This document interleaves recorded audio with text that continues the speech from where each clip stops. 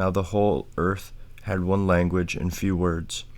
And as men migrated from the east, they found a plain in the land of Shinar and settled there. And they said to one another, "Come, let us make bricks and burn them thoroughly." And they had brick for stone and bitumen for mortar. Then they said, "Come, let us build ourselves a city and a tower with its top in the heavens, and let us make a name for ourselves, lest we be scattered abroad upon the earth, upon the face of the whole earth." And the Lord came down to see the city and the tower, which the sons of men had built. And the Lord said, "Behold, they are one people, and they have all one language, and this is only the beginning of what they will do, and nothing that they propose to do will now be impossible for them. Come, let us go down, and there confuse their language, that they may not understand one another's speech." So the Lord scattered them abroad from there over the face of all the earth, and they left off building the city. Therefore its name was called Babel, because there the Lord confused the language of all the earth. And from there the Lord scattered them abroad over the face of all the earth. These are the descendants of Shem. When Shem was 100 years old, he became the father of Arpachshad 2 years after the flood.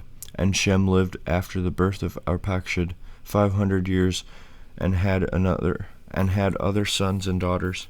When Arpachshad had lived 35 years, he became the father of Shelah. And Arpachshad lived after the birth of Shelah 403 years, and had other sons and daughters. When Shelah had lived 30 years, he became the father of Eber. And Shelah lived after the birth of Eber 403 years, and had other sons and daughters. When Eber had lived 34 years, he became the father of Peleg.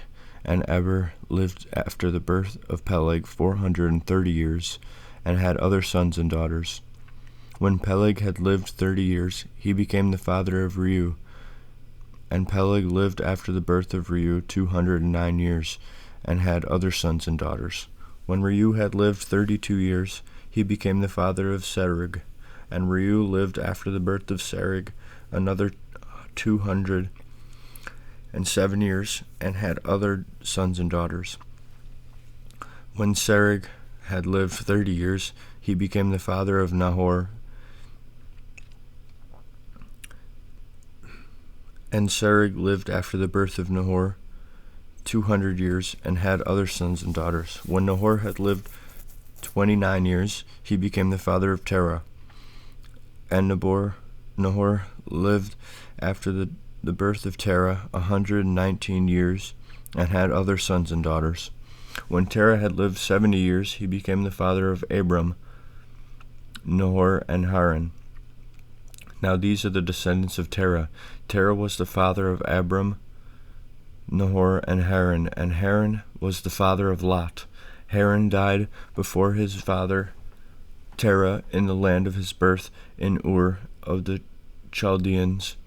And Abram and Nahor took wives, and the name of Abram's wife was Sarai, and the name of Nahor's wife Milcah, the daughter of Haran, the father of Milcah and Iscah.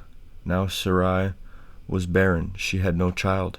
Terah took Abram his son, and Lot the son of Haran his grandson, and Sarai his daughter-in-law, his son Abram's wife, and they went forth to gather from Ur of the Chaldeans to go into the land of Canaan. But when they came to Haran, they settled there. The days of Terah were 205 years, and Terah died in Haran.